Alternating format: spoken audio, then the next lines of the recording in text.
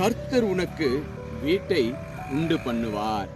ஆம், எனக்கு பிரியமான தேவச்சனமே, விசுவாசத்துல வாழ்ந்து கொண்டிருக்கிற தேவ பிள்ளைகளே, இயேசு உங்களுக்கு இன்று பார்த்து சொல்லக்கூடிய வார்த்தை, இன்றைக்கு உனக்கு ஒரு வீடை நான் உண்டு பண்ணுவேன் என்று கர்த்தர் உங்களை பார்த்து சொல்லுகிறவராயிருக்கிறார்.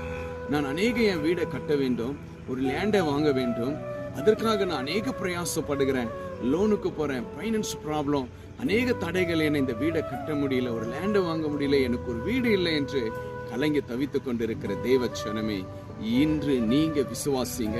இயேசு உங்களுக்கு ஒரு அற்புதமான ஒரு நல்ல வீடை உங்களுடைய பிரயாசத்திற்கு ஏற்றதை போல, உங்க மனசுக்கு ஏற்றதை போல, நீங்க விரும்பினதை போல ஏசப்பா இன்றைக்கு உங்களுக்கு ஒரு நல்ல வீடை கொடுக்கிறேன் என்று கர்த்தர் உங்களை பார்த்து சொல்லுகிறார். இது விசுவாசத்தோடு ஜெபத்துல நீங்க தொடர்ந்து கொள்ளுங்க, விசுவாசிங்க.